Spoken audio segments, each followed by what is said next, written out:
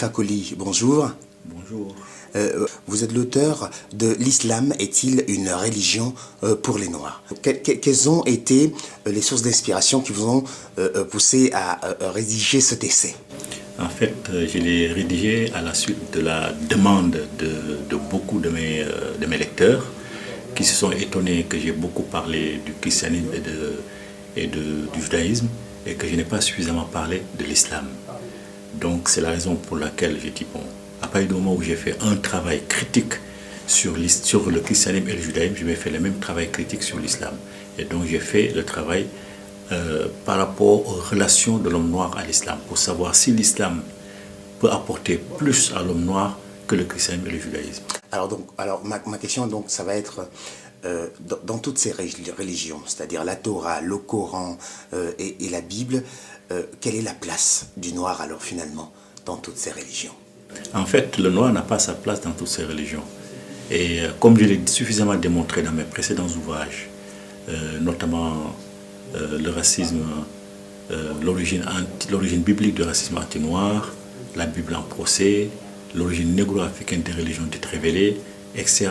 Comme je l'ai suffisamment démontré dans ces livres-là, vis-à-vis du christianisme et du judaïsme, les jeunes m'ont demandé de faire la même chose sur l'islam. Donc j'ai fait la même chose sur l'islam pour démontrer que l'homme noir n'a aucunement sa place dans ces religions-là, puisque dans toutes ces religions, pratiquement, il n'y a que des injures à l'endroit de ses ancêtres. D'accord. Est-ce que, comme ça, en parcourant ces religions, vous pouvez nous sortir des éléments clés qui ont germé les conditions dans lesquelles vous avez appuyé les thèses qui sont versées dans cet essai? Vous savez, l'histoire de Noé, elle est bien connue, hein? Même si les gens s'amusent à dire qu'il y a plusieurs niveaux de lecture de la Bible, ce qui est absolument faux. Il n'y a qu'un seul niveau de lecture de la Bible, c'est tel que les rédacteurs de la Bible eux-mêmes ont écrit ce livre-là. Donc l'histoire de Noé, c'est connu. C'est à partir de là que tout ce qui n'est pas blanc considère le noir comme étant un esclave depuis l'origine des temps et pour l'éternité. Est-ce qu'on peut s'arrêter un petit peu sur cette histoire de Noé qui a bien été aussi à l'origine donc de cette ségrégation, on va dire? Oui, parce que dans la Bible, ce que la Bible a dit et qui a été repris par le Coran, succinctement, bien sûr, mais à partir du moment où le Coran reconnaît déjà l'existence historique de Moïse, c'est que le Coran valide l'histoire de Moïse. Moïse avait 3 enfants, Cham, Sem et Japheth. Après le déluge, ils ont atterri, plutôt ils ont amélioré, on peut dire, et ensuite ils ont reconstruit leur vie, ils ont repris leur vie. Et dans cette tentative de reconquête de la nature, ils ont récolté une vigne. Et à un moment donné, ils ont fait du vin à partir de la récolte. Et Noé, lui, en a un peu trop bu. Donc disons qu'il est complètement saoul, Noé. Il s'est couché sur sa tente et dénudé. Il s'est négligé. Un de ses fils, qui est Cham, est le premier à entrer dans la tente, sous la tente plutôt. Il l'a vu étendu, nu. Au lieu de le couvrir, il est sorti et s'est moqué de son père en racontant l'histoire à ses 2 frères. Ses 2 frères, Sem et Japheth, sont rentrés à reculons. Ils ont couvert la nudité de leur père. Et quand ce dernier s'est réveillé, il a appris l'histoire. Alors là, il a lancé la malédiction sur Cham. Que Cham soit l'esclave des esclaves de ses frères pour l'éternité, etc. Et donc c'est de cette partie-là de la Bible que tous les anti-noirs, tous ceux qui ont pratiqué le racisme anti-noir, tous les négrophobes se sont emparés pour faire de l'homme noir ce qu'il a subi, notamment l'esclavage transatlantique et l'esclavage transsaharien, et tout ce qui a suivi par la colonisation ensuite. D'accord. Et donc, et du côté de la Torah, est-ce qu'il y a des éléments qui valident cette thèse de la Bible? Non, mais c'est la Torah qui l'a dit. Vous savez, dans la Bible, il y a l'Ancien Testament et le Nouveau Testament. Dans l'Ancien Testament, on peut l'appeler la Torah. C'est dans cette partie-là, justement, que cette histoire est relevée. Et ensuite, ça a été repris par les autres. Jésus n'a rien dit là-dessus, naturellement. À partir du moment où il n'a pas condamné, c'est que Jésus est aussi partant. Le christianisme est aussi partant. D'ailleurs, ce sont les pères de l'Église qui ont organisé l'esclavage anti-noir à partir de cette histoire de Noé, de Cham. D'accord. Doumbi Fakoli, dans toutes les thématiques que vous avez développées, tous les essais dans lesquels vous avez apporté vos réactions, il en résulte que les jeunes se disent par la suite, finalement, il n'est pas bien pour nous d'être chrétiens et il n'est pas non plus bien pour nous d'être musulmans. Qu'est-ce qu'on va devenir? À cette question, que leur répondez-vous? Oui, c'est à la suite de cette interrogation que j'ai écrit un livre intitulé Introduction à la prière négro-africaine. Introduction à la prière négro-africaine. Voilà. Donc dans ce livre-là, j'explique déjà comment fonctionne une prière, comment ça fonctionne. Mais justement, comment elle fonctionne la quels prière? sont les buts, quels sont les buts d'une prière? Une prière, c'est essentiellement, en grande partie, ou plutôt en petite partie, c'est comme on veut, rendre hommage au Créateur. C'est-à-dire on rend seulement hommage au Créateur. Ensuite, on rend hommage aux ancêtres, mais ces prières que l'on adresse à ces ancêtres sont accompagnées de demandes. On adresse aussi des prières aux génies tutélaires, etc. C'est-à-dire, j'ai expliqué aux jeunes que les prières établissent une relation fluidique entre les ancêtres, établissent un pont, une autoroute qui fait qu'il y a un échange permanent entre les vivants et les morts. Et que aussi longtemps qu'ils étaient chrétiens ou musulmans, toutes les prières qu'ils faisaient étaient adressées aux ancêtres d'autres peuples et pas à leurs propres ancêtres. Donc il faut revenir vers eux-mêmes pour adresser maintenant leurs prières à leurs ancêtres qui vont les aider. Parce qu'un père qui est digne de son nom ne va pas s'occuper des enfants d'autrui avant de s'occuper de ses propres enfants.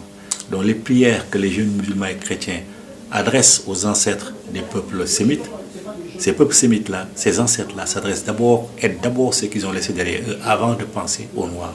C'est la raison pour laquelle l'homme noir est aussi délaissé, parce que sans une relation entre le monde visible et le monde invisible, rien de concret ne peut se réaliser dans cette vie-ci. Voilà pourquoi il est impératif d'entrer en contact avec ses ancêtres, de maintenir le lien avec ses ancêtres et avec les génies tutélaires et qui vont apporter l'aide dont on a besoin sur cette terre.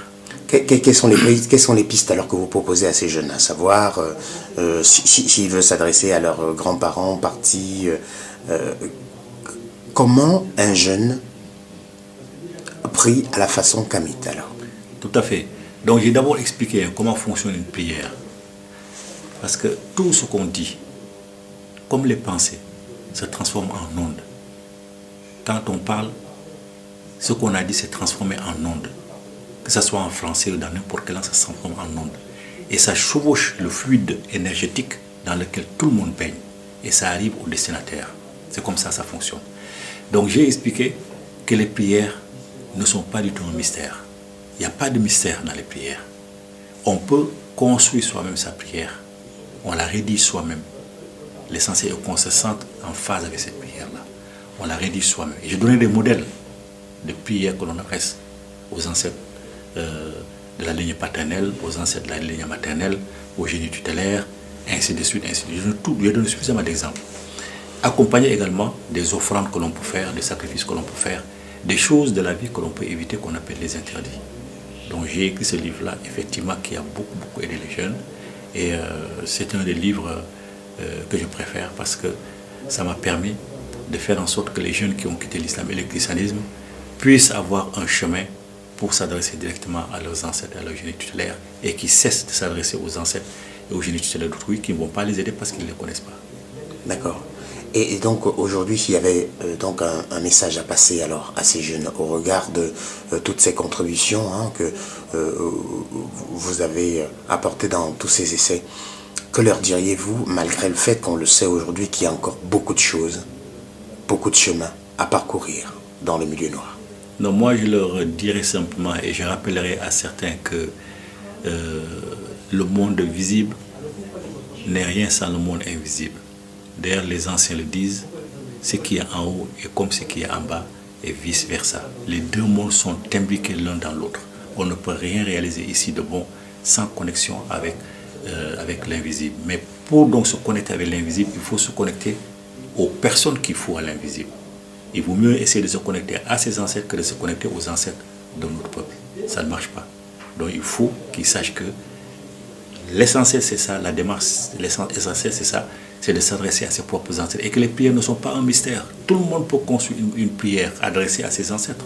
Ce n'est pas du tout un mystère. Pouvez-vous nous donner un petit exemple d'une prière?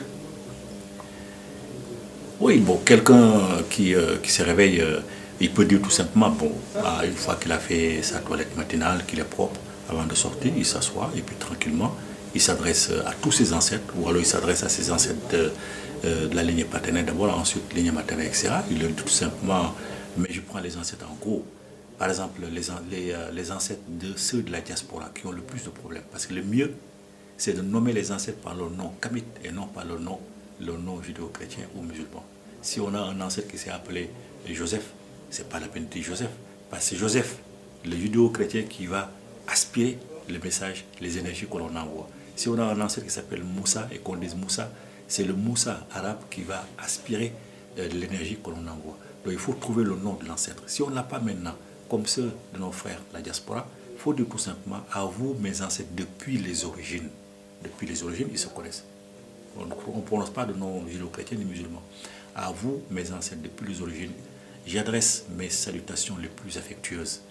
Je vous appelle à mon secours pour que vous m'accompagniez dans la vie, que vous me montriez la bonne voie à suivre et que vous me préserviez des mauvaises personnes, des mauvais génies, des mauvaises actions, du malheur, etc.